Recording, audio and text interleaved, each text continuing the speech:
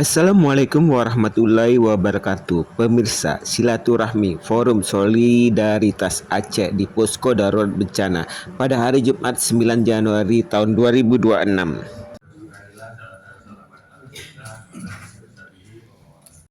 Untuk memastikan 14 hari ke depan, ya, 14 hari ke depan dan 30 hari selanjutnya masa transisi itu bisa kita kerjakan penanganan cepat terhadap beberapa klaster yang sudah kita sepakati. Tahap darurat pertama ini full, ya, mereka bekerja secara operasional. Di tanggap darurat kedua mereka masih bekerja, ya. Pada saat ketiga mereka sudah kita nyatakan pasif, tapi masih dalam posisi standby, ya. Jadi klaster ini tidak kita keluarkan, tapi dia lebih ke memantau, menunggu laporan karena sudah start dari 191 orang yang hilang, yang dilaporkan hilang, yang terkait berita medsos segala macam itu di luar dari jangkauan kita. Yang terlaporkan dari BPBD seluruh Aceh, ya, itu 191 orang, dan hari ini tersisa 31 orang yang belum ditemukan dan sudah start pada saat 4 hari sebelum berakhir tanggap darurat 2. IOF dan teman-teman punya cara sendiri lah untuk kemudian ternyata alhamdulillah hampir semua sampai, ya. Kecuali ada beberapa insiden mungkin yang kemudian menjadi catatan penting buat kami untuk agar tidak terulang, ya, dengan mereka. Lokasi pengungsian. Kemudian yang ketiga, klaster pengungsian dan perlindungan. Ini kan paralel dengan kerja-kerja pemerintah pusat dalam janjinya untuk menyiapkan utara, ya, hunian sementara, kemudian. Tapi kalau ditanya optimal, masih ada yang belum. Seperti Tamiang itu belum optimal keseluruhannya, walaupun masih sudah ada beberapa unitnya yang sudah kita hidupkan, UGD-nya hidup, ya. Nah, perawatan-perawatan yang sifatnya tidak begitu berat masih bisa dilakukan di Tamiang, karena itu yang paling banyak berat rusaknya. Sisanya yang lebih berat akan kita geser ke Langsa yang sudah kita hidupkan lebih dulu, ya. Yang besar ini sudah ditangani oleh pemerintah pusat, ya. Walaupun ini teman-teman ini menunggu R3P kita bisa bergerak, ya. Makanya kita kejar itu secara cepat, ya, supaya makin cepat maka akan lebih cepat penanganan yang dilakukan. Sisanya pemulihan seperti pembersihan kita coba juga ini mempercepat dengan kita ikut intervensi. Cuman kita masih belum tahu nih Pak, apakah semua kewenangan yang ada ini digabung semua untuk ditangani oleh pusat, ya. Karena ada pembagian kewenangan antara kita dengan pusat, seperti jalan, jembatan, ya. Itu ada kewenangan ke pembersihan sungai, waduk. Ini kami tidak bisa melakukannya karena itu. Dalam penyusunan ini kami banyak dibantu oleh Mas Wadu yang berasal dari IHCP, yaitu Indonesian Humanitarian Coordination Platform, yang di backup oleh lembaga correct me if I'm wrong, Mas, OJA, ya, yang ada di ini. Ada beberapa level nanti. Ada kelemahan itu, tapi kita maklum bahwa di mana-mana penanganan bencana itu tidak kemudian selalu berada pada kondisi ideal. Penanganan bencana itu hampir tidak pernah berada pada kondisi ideal. Jadi ketika ada kelemahan, itu tidak bisa kita pandang sebagai ketidakmampuan. Kelemahan-kelemahan ini hanya soal bahwa terlalu banyak yang harus dikerjakan sehingga ada bagian yang kosong. Bagian kosong itu yang paling utama kita melihat bahwa sejak penetapan status itu kita tidak menemukan adanya rencana operasi darurat. Tidak ada. Dan ini juga mungkin karena tidak adanya rencana kontingensi yang menjadi dasar penetapan rencana operasi. Kita juga melihat bahwa penetapan kelanjutan dari tanggap darurat dari satu fase ke fase berikutnya, dari satu kali dari 2 minggu ke 2 minggu berikutnya itu tidak didasarkan atas indikator capaian operasi.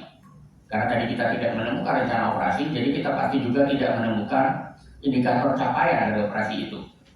Karena biasanya ini ada dalam satu dokumen.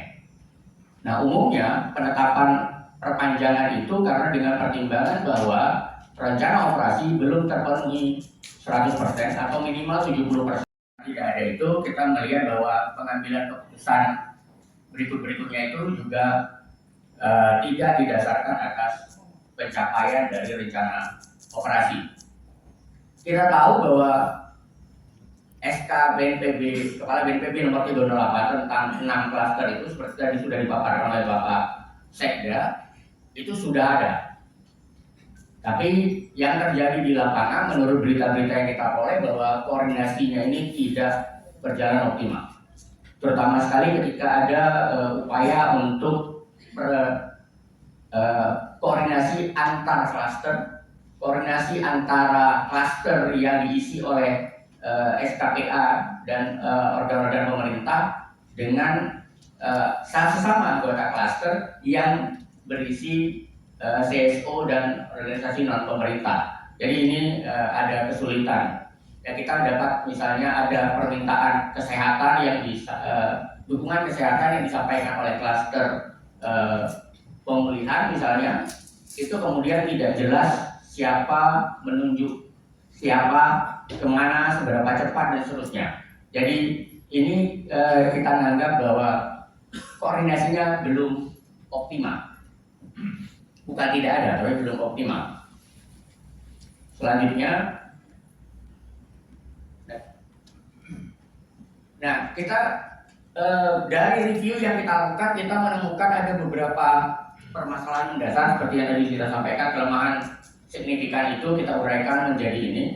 Yang tadi seperti sudah saya sampaikan bahwa penetapan fase tanggap darurat itu tidak disertai dengan adanya rencana operasi.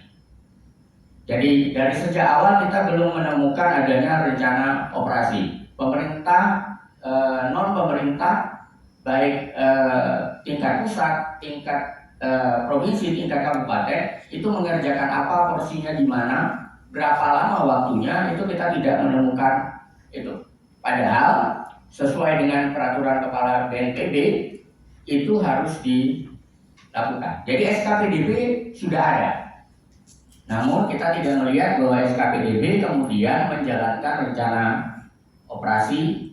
Kita belum melihat bahwa bidang-bidang di dalam SKPDB kemudian punya rencananya masing-masing. Kemudian manajemen data itu juga kita masih menganggap ada kelemahan yang signifikan. Meskipun ada petunjuk pelaksanaan yang mengatur standar data yang harus dipenuhi, tapi kita tahu memang sangat sulit mengumpulkan data di lapangan, terutama ketika tidak adanya tim reaksi cepat yang diturunkan untuk melakukan analisis dampak awal. Kemudian kita juga melihat bahwa data-data pengungsi belum memenuhi standar. Jadi ada petunjuknya sebenarnya bagaimana data itu bisa dihadirkan secara terpilah. Bukan hanya terpilah jenis kelamin, terpilah usia, terpilah kerentanan. Orang-orang tua ada berapa, anak-anak usia balita ada berapa, bayi ada berapa, ibu hamil ada berapa, yang punya disabilitas berapa, dan seterusnya. Semua data itu harusnya tidak hanya berbentuk tabular, tapi juga bisa berbentuk modular. Jadi kita bisa minta datanya di sistem, kemudian jumlahnya muncul. Nah itu kalau standar yang diinginkan sampai segitu. Jadi akibat dari soal data pengungsi ini, seperti tadi, rumah-rumah yang punya tenda di depan harus kita hitung sebagai titik pengungsian. Kemudian bantuan-bantuan yang diberikan ke satu titik belum memenuhi semua kerentanan yang ada di dalam titik itu. Jadi ada misalnya beberapa bayi yang kemudian tidak mendapat bantuan yang sesuai dengan kebutuhannya. Itu yang kita dapat. Mudah-mudahan ini hanya karena kami kekurangan data. Next. Akibat yang sama yang dihasilkan dari data yang lemah tadi itu adalah kerja-kerja operasi itu semua cenderung sporadis. Seperti pekerjaan pemadam kebakaran saja, ada permintaan di sini kirim, ada permintaan di sini kirim, sehingga muncul istilah di tengah masyarakat itu adalah kalau tidak viral bantuan tidak akan datang. Jadi pemerintah dianggap hanya menunggu viral baru bantuan datang. SCSO dianggap hanya menunggu viral baru bantuan bisa datang. Kalau kita tidak punya koneksi, tidak punya orang dalam, tidak punya kemampuan memviralkan, maka tunggulah nasib di lokasi bencana. Dan itu yang digambarkan oleh publik. Dan itu yang kita tangkap di sini. Nah, kita tahu bahwa bencana itu salah satu yang paling penting untuk diukur adalah tingkat pengulangannya jangan sampai terjadi, dan kemudian bencana susulan jangan sampai terjadi. Tapi kita sudah lihat bahwa musim hujan masih panjang, meskipun puncak musim hujan kita sudah lewati, yang normal ya, puncak musim hujan yang normal kita sudah lewati karena itu berada pada akhir November hingga awal Desember. Kalau untuk Aceh, seluruh Aceh, berbeda dengan untuk Jawa. Tapi kenyataannya bahwa curah hujan normal kita pun sudah mampu menaikkan muka air. Beberapa tempat bahkan pengungsiannya jadi berkurang karena hujan mendatangkan banjir. Nah, ini berarti ada yang belum selesai ditangani untuk tanggap darurat. Ini harusnya sudah selesai. Next. Nah, kemudian kita juga tahu bahwa pengkajian kebutuhan pasca bencana itu tidak terlaksana. Sampai sejauh ini kita mengetahui bahwa belum ada tim yang dibentuk untuk melakukan Jitupasna, pengkajian kebutuhan pasca bencana. Meskipun metodologi dan pedoman-pedomannya itu sudah diberikan. Nah, kita menganggap bahwa penyusunan R3P kalau tidak berbasis Jitupasna ini akan menghasilkan dokumen yang tidak komprehensif. Jadi standarnya memang R3P itu disusun mendasarkan kepada Jitupasna. Nah, kalau sampai hari ini kita belum melihat adanya pembentukan tim Jitupasna, meskipun di lapangan sudah ada katanya laporan-laporan Jitupasna, nah kita tidak tahu apakah standar Jitupasna sudah terpenuhi. Nah, kita perlu untuk melihat bahwa R3P ini akan bertindak sebagai rencananya pemerintah kemudian, sehingga ketika nanti disusun RPJM misalnya atau rencana kerja pemerintah itu pengalokasian anggarannya akan menyesuaikan dengan R3P, dan rencana pembangunan selanjutnya setelah R3P selesai itu adalah rencana lanjutan dari apa yang dikerjakan oleh R3P. Ini idealnya. Jadi kalau ada refocusing anggaran misalnya pada anggaran pembangunan ke depan itu didasarkan pada R3P. Jadi ini dokumen yang sangat penting untuk memasuki masa rehab rekor.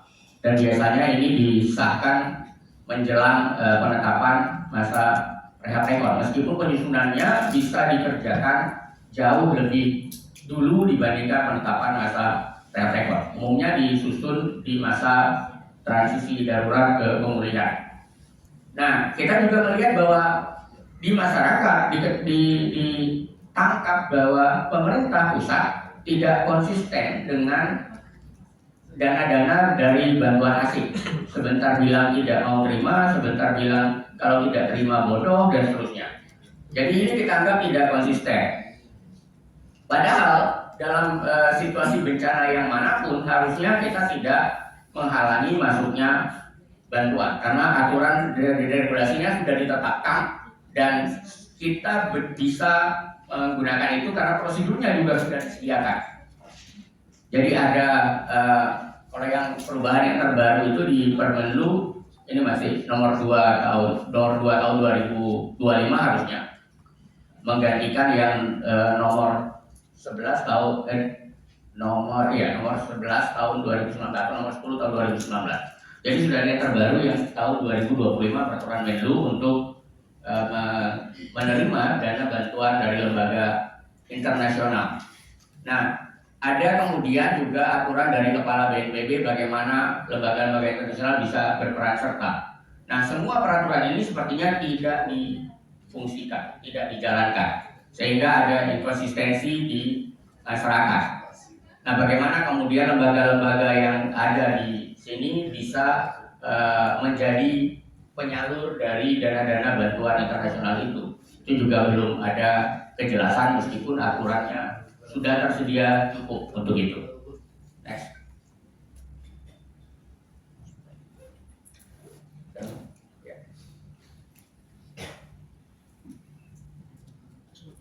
Jadi kita menyarankan ada 6 hal yang kita sarankan mungkin bisa membantu pemerintah untuk memperbaiki situasi ini dan kemudian bisa mengatasi permasalahan-permasalahan yang terjadi di lapangan.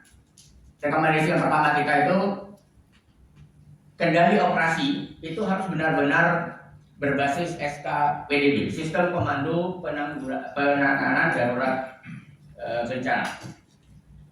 Jadi ada satu komando yang bisa kita gunakan, yang di bawahnya nanti adalah koordinator operasi bidang namanya. Di bawah koordinator operasi bidang itu baru muncul klaster-klaster yang diisi oleh lembaga pemerintah dan lembaga non pemerintah.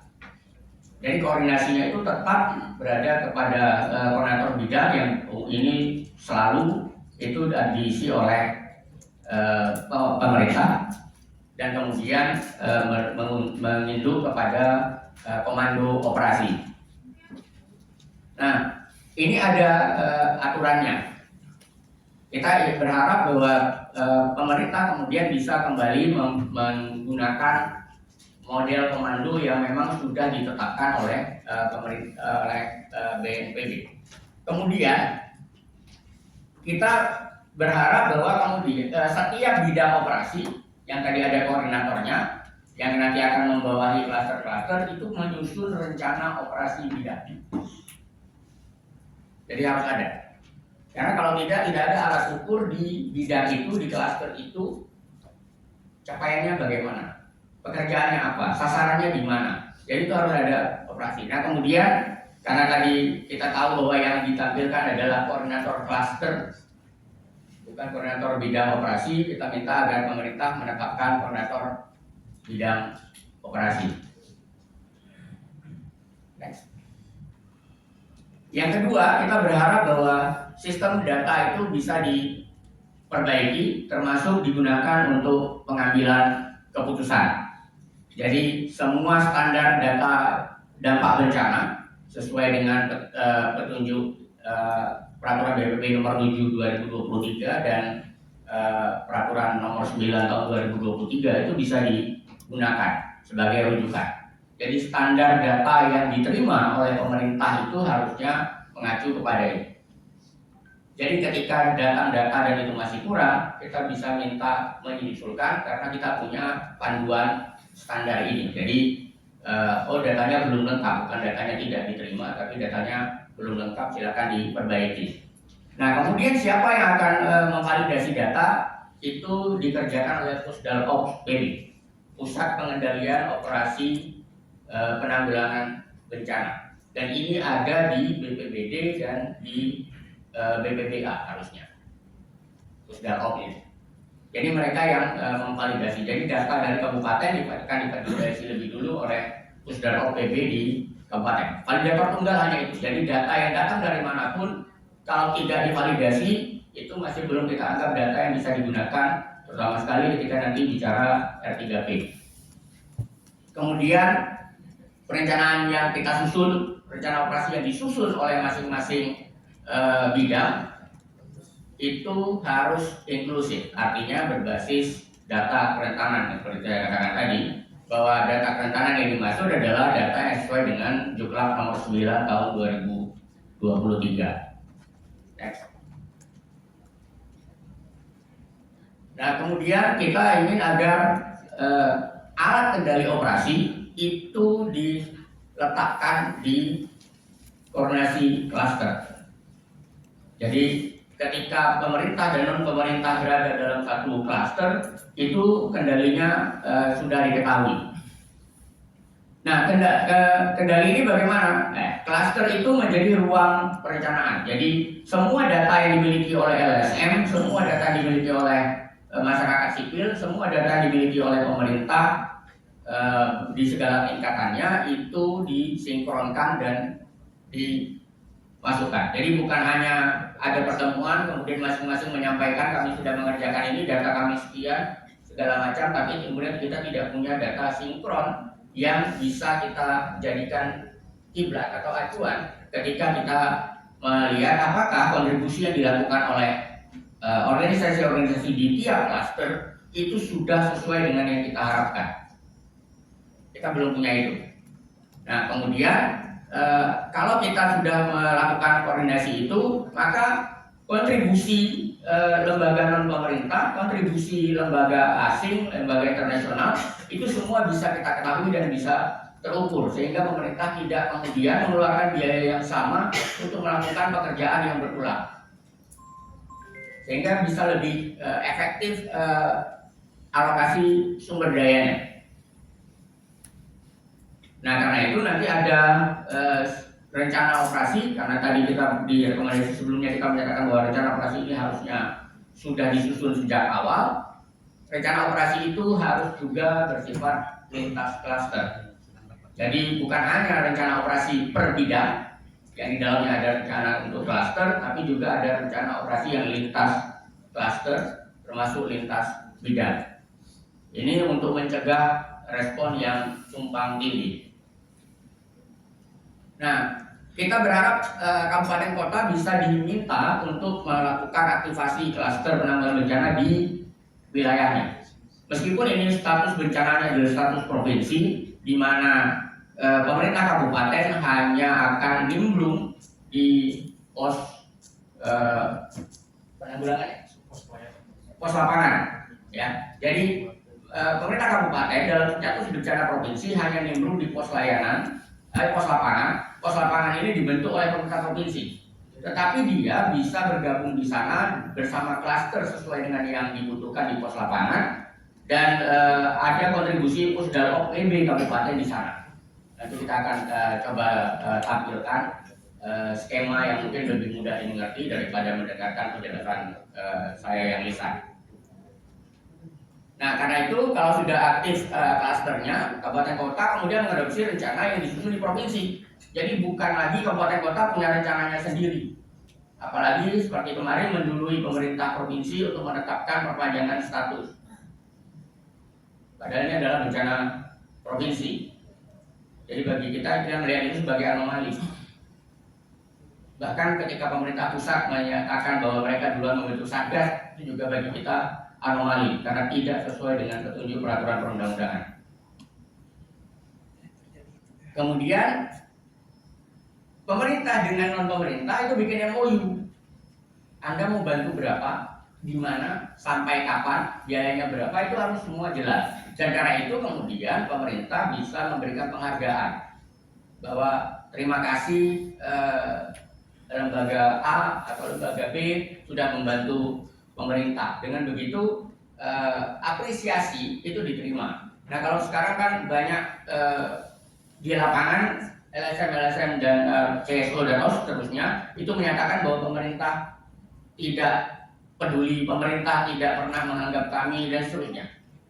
Pemerintah punya medium untuk melakukan rapat-rapat koordinasi dengan mereka, tapi tidak sampai ke yang benar-benar berada di titik pengungsian atau berada di lokasi bencana.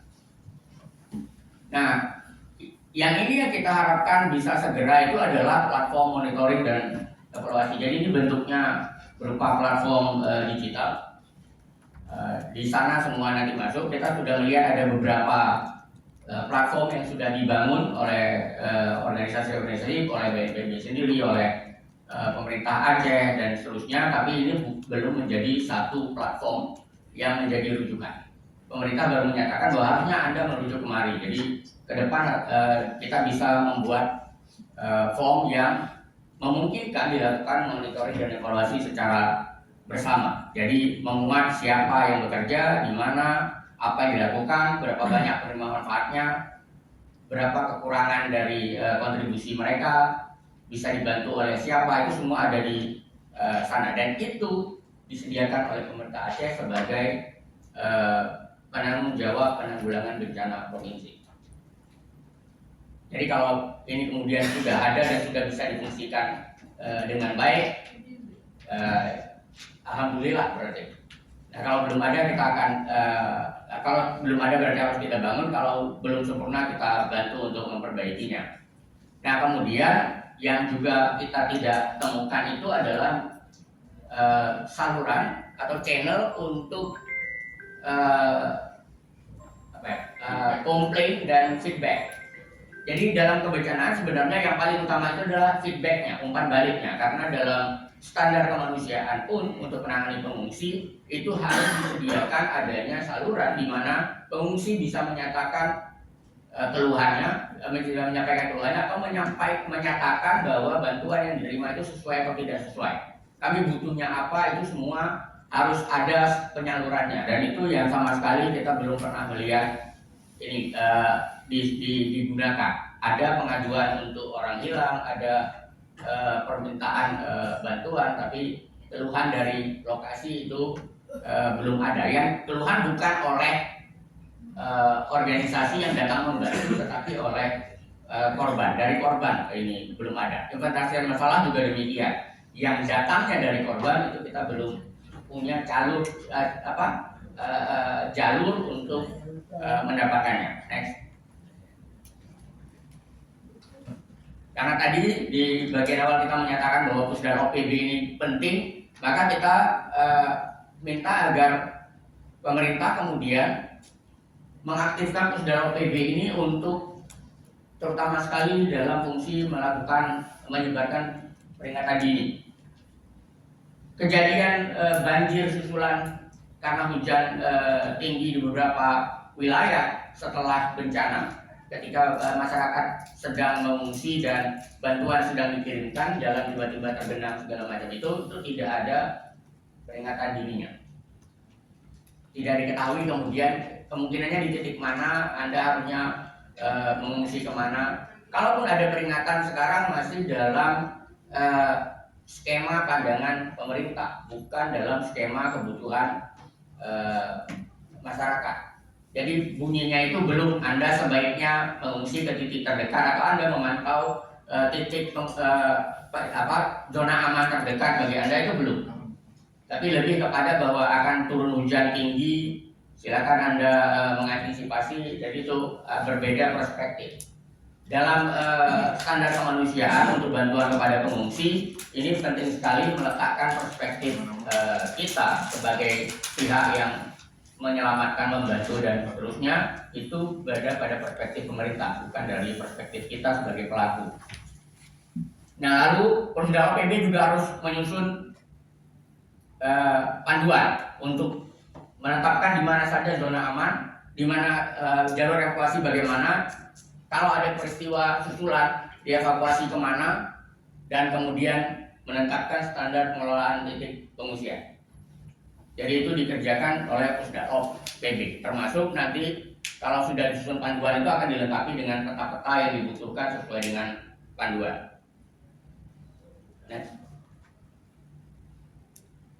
Nah, ini yang concern kita kemarin, karena informasi yang beredar bahwa pemerintah akan segera memasuki masa transisi, bukan memperpanjang masa tanggap darurat. Nah, syukurlah hari ini kita dengar kabar bahwa situasinya belum ke transisi tapi ke masa tanggap darurat. Kenapa kita menjadi concern sekali? Karena data-data Jitu Pasna itu belum ada sama sekali. Padahal kalau kita mau masuk ke transisi, kita harus sudah mulai mengurusi Jitu Pasna. Nah, kemudian data kerusakan, kerugian, kebutuhan itu juga belum didapat. Jadi ketika dari transisi nanti 30 hari kita mau masuk ke R3P, data-data ini harusnya sudah ada, karena itu akan kita gunakan sebagai perencanaan. Dan satu lagi yang paling penting untuk diingat, bahwa R3P itu harusnya dinamis. Dia bisa kita perbaiki di saat kebutuhan memang memungkinkan. Jadi ketika ada kesenjangan yang besar sekali, kita harus memperbaiki. Jadi R3P itu bukan dokumen sekali jadi yang nggak boleh diutak-atik lagi sampai selesai masanya. Jadi ini harus diingat oleh kita semua bahwa R3P itu harus kita susun menjadi perencanaan yang dinamis, sehingga ketika ada update, ketika ada kesenjangan yang besar, kita bisa memperbaiki R3P-nya. Nah, kemudian R3P ini menjadi landasan utama ketika kita memutuskan bahwa masa rekon sudah bisa kita mulai, karena kita sudah punya rencananya dan sudah punya ukuran bahwa setidaknya 70% dari kebutuhan itu sudah terpenuhi. Kebutuhan di rencana operasi darurat termasuk yang berada di masa transisi darurat. Ini rekomendasi terakhir dari kita, bahwa kita ini pemerintah itu bisa mengakomodir bantuan internasional. Tentu itu adanya di pemerintah pusat, tapi karena aturan-aturannya sudah ada, semuanya sudah ada, kita bisa membantu untuk mendorong agar pemerintah pusat kemudian menggunakan mekanisme yang ada itu. Jadi ini bukan akan membuat mekanisme baru, tapi mekanismenya sudah ada, sehingga tinggal digunakan. Nah, kemudian kita juga akan memfasilitasi organisasi masyarakat sipil yang ini pemerintah sebenarnya maksudnya, yang bisa mengakses dan menyalurkan bantuan donor itu. Jadi organisasi masyarakat sipil yang terregistrasi di pemerintah, kemudian akuntabilitasnya terpenuhi dan dia sudah punya pengalaman yang cukup untuk menyalurkan bantuan dari lembaga internasional. Nah, karena itu kita perlu pemerintah menetapkan satu pintu untuk koneksi bantuan internasional. Jadi tidak lagi langsung bantuan internasional dikirimkan ke lembaga-lembaga mitranya tanpa diketahui oleh pemerintah. Dan kenapa ini penting? Karena kita akan mengukur capaian operasi tadi. Jadi kita tidak tahu bahwa ternyata itu sudah selesai, kita datang lagi dengan membawa karena di rencana kita masih ada. Jadi kita perlu itu. Nah, kemudian kita perlu menetapkan focal point. Jadi pemerintah Aceh punya satu bisa berbentuk grup atau bisa berbentuk person, beberapa NGO untuk bisa menjawab pertanyaan-pertanyaan yang datang dari mitra internasional. Nah, ini yang kita sarankan.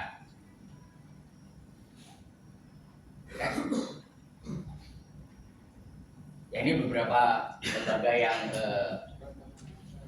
kemarin sudah mengisi. Hanya berhak membentuk pos pendamping nasional.